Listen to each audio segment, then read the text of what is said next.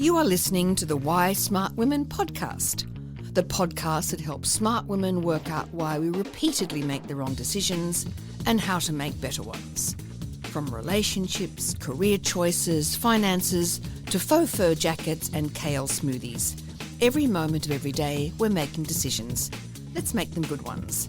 I'm your host, Annie McCubbin, and as a woman of a certain age, I've made my own share of really bad decisions. Not my husband. I don't mean him, though. I did go through some shockers to find him. And I wish this podcast had been around to save me from myself. This podcast will give you insights into the working of your own brain, which will blow your mind.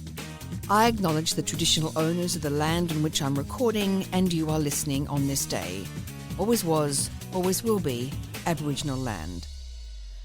Hello, everybody, and thanks so much for joining me on this very, very first episode of Why Smart Women. I apologise in advance for my voice. Me, like everybody else in Sydney, has had some horrible influenza A and other lovely symptoms that have gone with it. So sorry if I sound a bit rubbish. So in this very, very first episode, I'm going to discuss the business of manifesting, which promises to empower women while actually disempowering them, blaming them for not having the perfect life they deserve, and generally making them feel completely nuts. Okay, so Gabby is barefoot. You've probably seen her on Instagram or Facebook. She's barefoot and sitting in an oversized armchair. She's young, with an effortless spiritual sexiness, half child, half goddess, with really gorgeous, sort of enlightened, messy blonde hair. She's wearing an expensive, shabby chic sweatshirt and ripped jeans. And she's delivering her promises of a better life in a considered New York accent.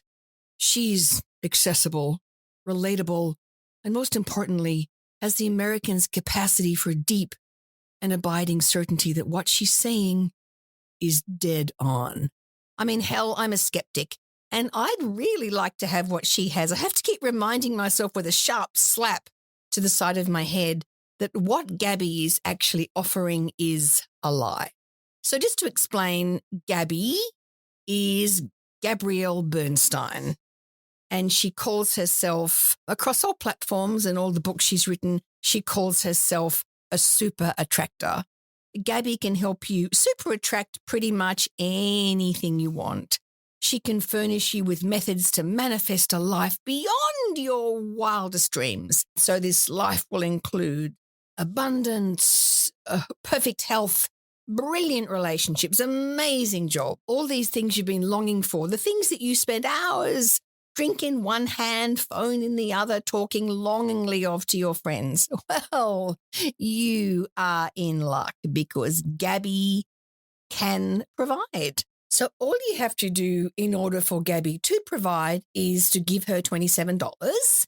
And for the next 21 days, Gabby will supply you with the means to manifest whatever it is that you want. She will send you a daily email detailing the steps you'll need to take to get on your path to perfect fulfillment. She'll provide you with the journal and the daily motivational maxim. Now, you don't have to leave your room. In fact, it really may be better if you don't, in case you run into any negative energy sucking types who don't approve of your manifesting plan. No, stay at home and let Gabby do the rest. Now, if Gabby's 21-day manifesting challenge hasn't quite hit the spot, you can buy her books, Super Attractor and the Universe Has Your Back. Or if you're wondering how to entertain your friends with your untapped psychic abilities, you can buy her Super Attractor Oracle Tarot cards. A bargain at only $11. If you still haven't had enough of Gabby, you could go into debt, hop on a plane to the US to hear her speak at one of her motivational Gab fests. From what I can see, Gabby wears shoes in her speaking engagement, so you get to see a whole other side of Gabby.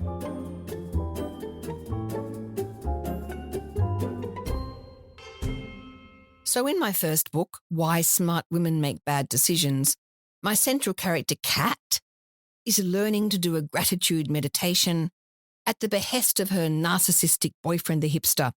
I don't want to give too much away, but the relationship does not go well. So here's a little clip from the audiobook. You'd had a strong feeling this relationship was meant to be the first time you looked into his eyes. We will grow old together, He'd said the night you'd met. He moved into your flat a month later.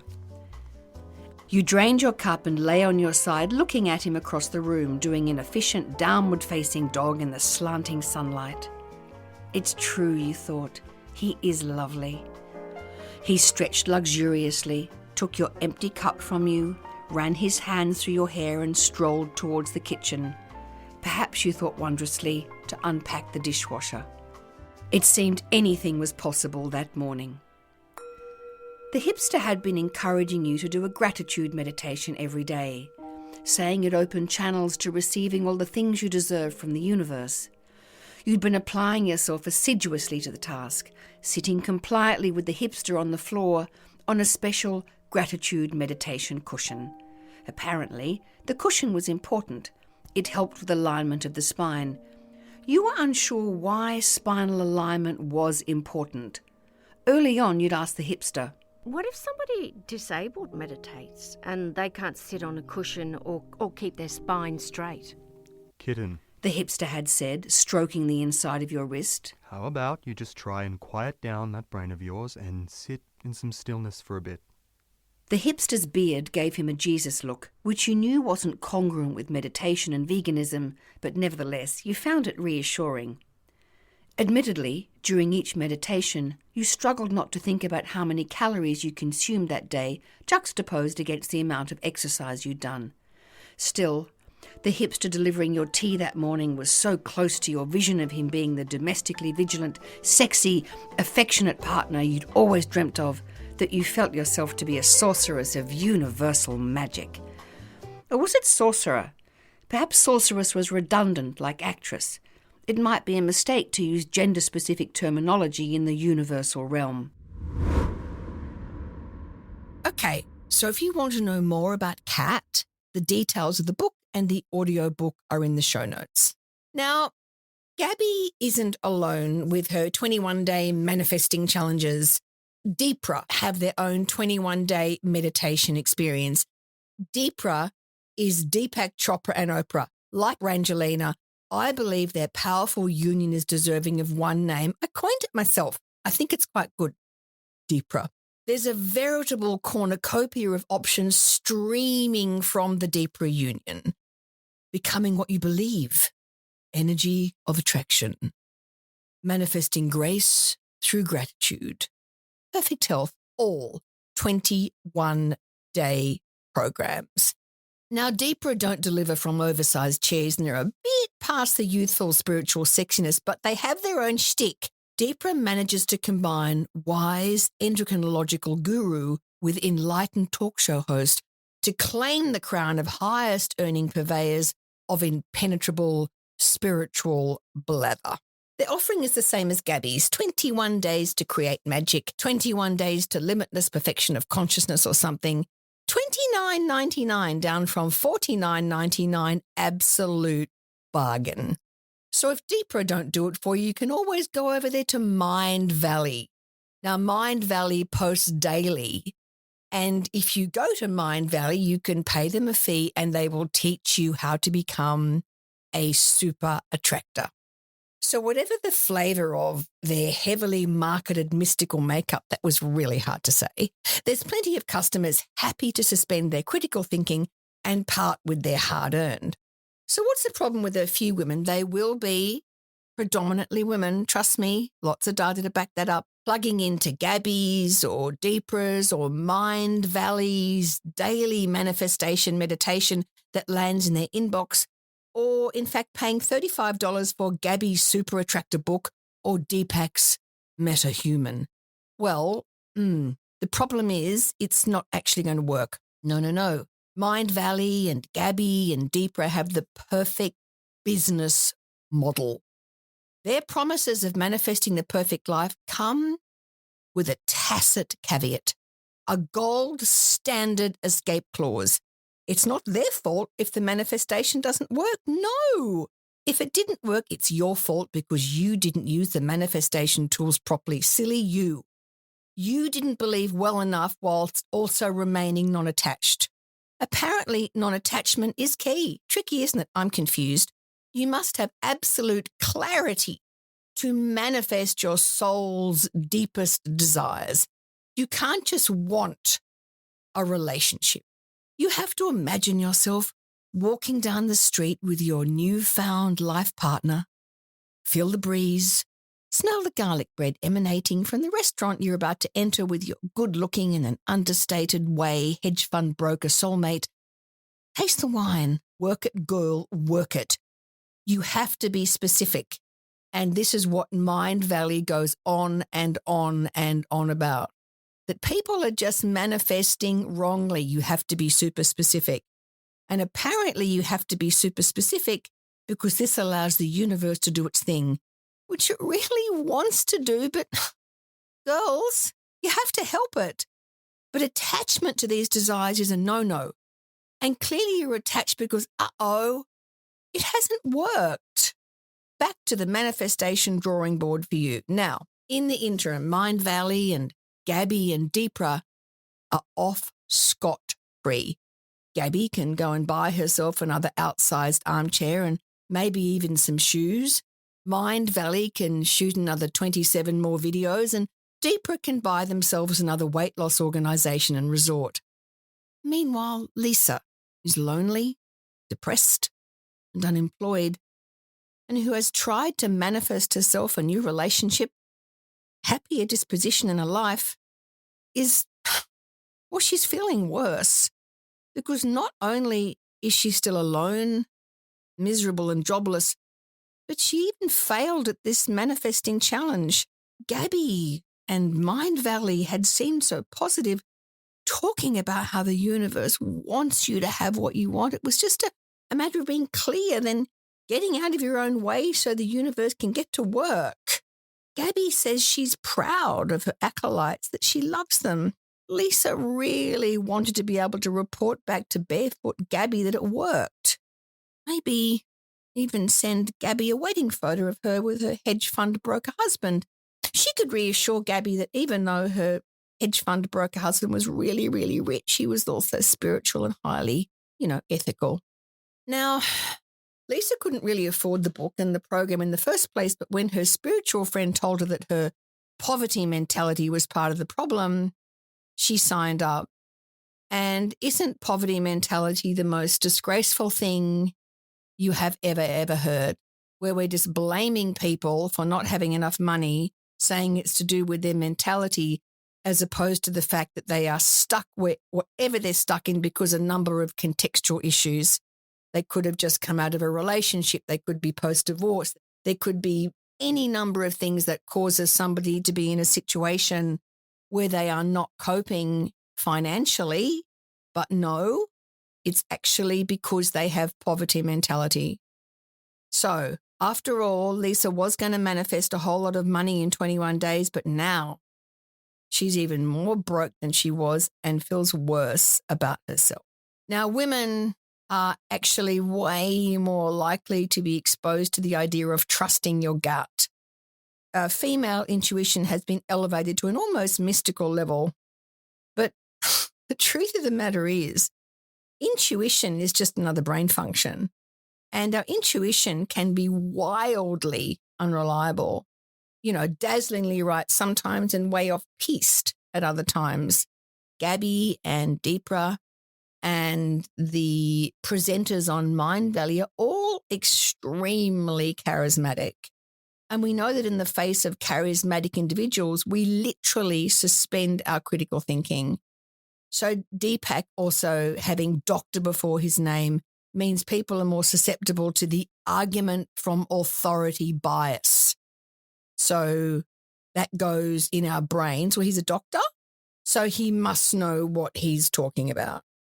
So our brains are absolutely littered with cognitive flaws that skew our thinking. And some of these cognitive flaws allow unscrupulous gurus to hoodwink women into buying their spiritual spin. And look, at the end of the day, it's completely understandable that women get hooked in. We want to have a lovely relationship. We want to have a really satisfying job. We want to have financial security. And what happens is because we've got this motivated reasoning going, I really want these things, my gut is going to tell me that the person that I'm looking at online is the real deal. It seems in a world out of control, there's something I can control. And the thing that I can control is my capacity to manifest my own destiny. And once women have been exposed to this kind of thinking, they're more likely to be inculcated into this philosophical minefield, encouraged them to be grateful, accepting, and forgiving. Now, there's a really, as I mentioned before, there's a deeply troubling underlying inference that if things aren't going well, the problem is with your attitude further. The circumstances you find yourself in are a creation of your own making, your own personal mini universe. Is there anything more likely to send us absolutely mental than the idea that our thoughts are creating our reality? Apparently the data tells us we have about 6,000 thoughts a day. So now suddenly, actually not suddenly, it's been going on for years and years, we have to be conscious and paranoid about what we're thinking in case we create something negative. It's just terrible. It's victim blaming dressed up as an opportunity to join the club of enlightenment. If you only believed enough, magic will happen. So look, the domestic violence situation in Australia at the moment, as we know, is completely out of control.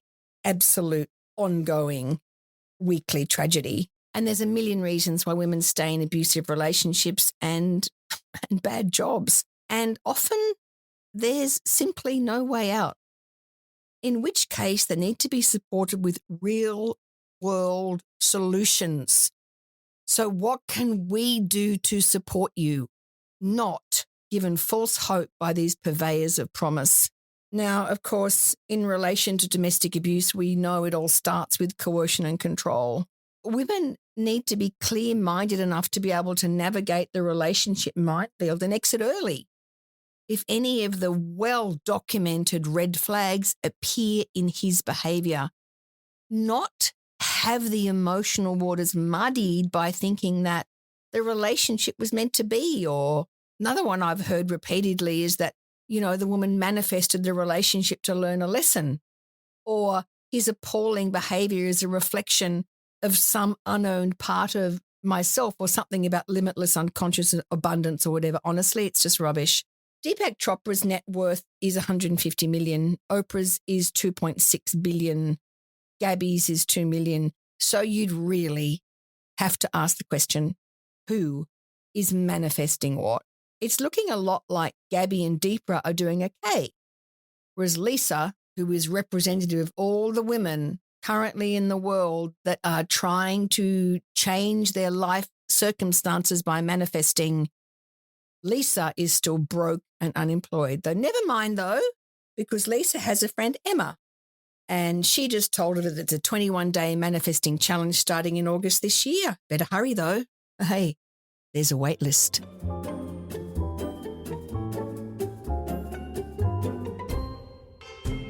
So clearly I have a bee in my bonnet about this notion of manifesting. Well, why do I? Really, where's the harm?